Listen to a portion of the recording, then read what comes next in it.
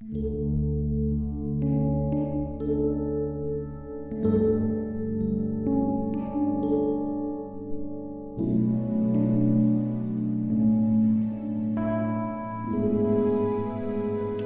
pagi saudara yang dikasihi Tuhan.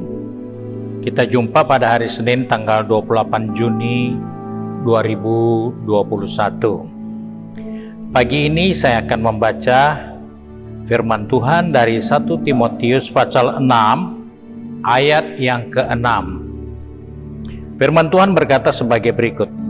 Memang ibadah itu kalau disertai rasa cukup memberi keuntungan besar. Puji Tuhan, kita menjumpai suatu nasihat firman Tuhan kepada kita sebagai orang percaya bahwa ibadah yang kita dirikan, yang kita kerjakan, jika disertai rasa cukup, itu akan memberi keuntungan yang besar. Ayat ini tidak berbicara semata-mata seperti itu, tetapi ayat ini mempunyai pengertian, yaitu ibadah yang kita bangun adalah rasa hormat kita kepada Tuhan dan kesalehan Tuhan. Kita ekspresikan melalui kasih kita. Jadi ibadah itu bukan sekedar datang ke rumah Tuhan, menyanyi, memuji Tuhan, tetapi ibadah adalah ekspresi dari rasa kasih kita, hormat kita kepada Allah yang Maha Kudus dan yang penuh dengan kekuasaan. Hal ini penting untuk kita tahu sehingga ibadah kita itu memenuhi syarat. Rasa cukup itu adalah sesuatu yang terpenuhi. Jadi ibadah itu harus terpenuhi. Jadi bukan sekedar datang memuji Tuhan, melayani Tuhan, baik itu apapun pelayanannya, baik itu main musik, main rebana, menyanyi, menyembah, atau berkhotbah sekalipun, itu belum cukup jika ibadah itu tidak disertai dengan rasa kasih yang harus kita bangun, yang harus kita dirikan dalam ibadah kita kepada Tuhan. Jadi ibadah yang cukup adalah ekspresi dari kasih yang kita berikan kepada Tuhan. Sebab itu dalam buku Ulangan pasal 6 ayat yang kelima dikatakan, kasihilah Tuhan Allahmu dengan segenap hatimu, dengan segenap jiwamu, dan dengan segenap kekuatan. Ini adalah gambaran dari ekspresi kasih kita kepada Tuhan melalui roh, jiwa, dan tubuh kita yang kita wujudkan dalam ibadah kita kepada Tuhan. Dan itulah yang dikatakan terpenuhi. Itulah yang mencukupi ibadah kita. Sehingga di dalam ibadah yang terpenuhi seperti itu, maka akan ada keuntungan, ada hasil.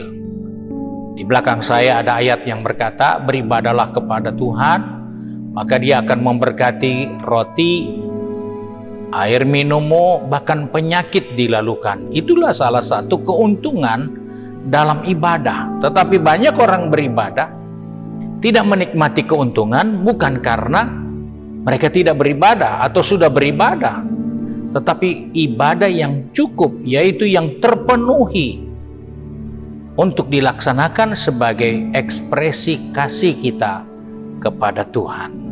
Nah, sebab itu banyak orang pergi ibadah tidak dilarang, suka beribadah tidak salah. Tetapi jika ibadah itu hanya sekedar formalitas, ibadah itu hanya sekedar ingin menyalurkan talenta, ingin menyalurkan potensi, maka ibadah itu tidak akan memberi keuntungan, tidak akan memberi faedah, tidak akan memberi keuntungan yang besar. Karena itu bagian lain dalam Alkitab Paulus katakan, latihlah dirimu beribadah. Mengapa perlu dilatih? Karena ketika kita beribadah, nyatakanlah kasih kita kepada Tuhan melalui roh, jiwa, dan tubuh kita di dalam kita beribadah kepadanya. Sebab itu mari, kita yang mau pergi bekerja, berbisnis, kuliah, maupun kesibukan kita di rumah, Ingatkan dirimu, ibadah itu bukan formalitas, bukan sekedar satu event, satu acara, satu kegiatan, tapi ibadah harus terpenuhi karena kasih yang kita hadirkan dalam roh, jiwa, dan tubuh kita. Sehingga roti makanan kita diberkati, air minum kita diberkati, penyakit dilalukan bagi kita, karena ibadah kita terpenuhi sesuai dengan maksud Tuhan. Cintailah Tuhan Allahmu dengan segenap hatimu, berbicara tentang roh. Cintailah Tuhan Allah dengan segenap jiwamu, dengan segenap kekuatan tubuhmu. Dan itu hanya bisa diekspresikan di dalam kasih. Sebab itu, pagi ini mari kita satu di dalam doa.